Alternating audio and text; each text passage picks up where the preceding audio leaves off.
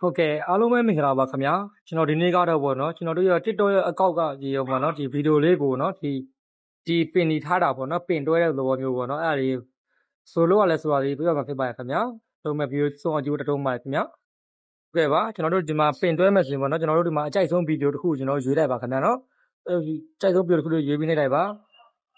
ဟိုဒီကောင်းနေပါခင်ဗျာအုံနောက်ကညံမဟုတ်ဘူးနော်ကျွန်တော်ဒီအောက်မှာရှိတဲ့ဒီလူတိုင်းမရှိ734ဝင်ရမှာဖြစ်ပါခင်ဗျာဒီပတ်စံမရှိဘူးလို့ပြောရင်အဲ့ဒါပတ်စံမရှိတာမဟုတ်ဘူးပတ်စံရှာဖို့ idea မရှိဒီစဲလေးဝင်ပါခင်ဗျာရှာဖို့ idea မရှိဒါတော့ညံဒီတချို့လူတွေက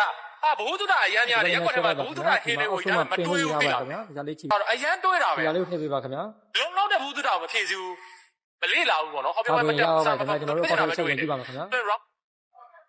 ဒီမှာပြင်ရတော့ပါခင်ဗျာပြင်ရတော့ပါခင်ဗျာအားလုံးစီမယ်လို့မျှော်လင့်ပါခင်ဗျာဒီလိုက်လို့ကြည့်ကြပါခင်ဗျာပြင်ရပါခင်ဗျာအားလုံးပဲစီမယ်လို့မျှော်လင့်ပါခင်ဗျာဒီလိုပါခင်ဗျာ